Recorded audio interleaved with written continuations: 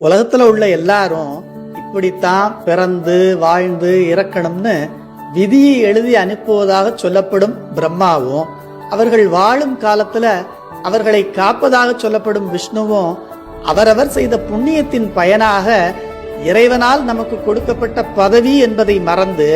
நாமே இதை செய்யறோம் தவறா புரிஞ்சுகிட்டதாலேயும் அவர்களின் புண்ணிய கணக்கு காலியாகி விட்டதாலேயும் மறுபடியும் இந்த உலகத்துல வந்து பிறந்து கஷ்டப்படுறாங்க. அவங்க எல்லாமே இப்படி மறுபடி பிறந்து இறந்து கஷ்டங்களை அனுபவிக்கும் போது, நடராஜா நீ என்னையும் ஒரு ஆளா மதிச்சு உன் அடியார் பெருமக்களோடு சேர்த்து இது நாள் வரைக்கும் உலக விஷயங்கள்லயே மனதில் செலுத்திக்கிட்டு இருந்த என்ன உன் தூக்கிய திருவடியை நினைக்கும்படி காந்தம் இரும்பை இழுப்பது போல இரும்பு மாதிரி இருந்த என்ன இழுத்தது எவ்வளவு பெரிய அதிசயம்.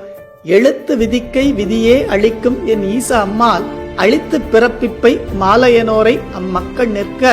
குளுத்தவரோடு நின் பாதத்தை நோக்கி குறுக என்னை இழுத்தது எவ்வாறு சொல்.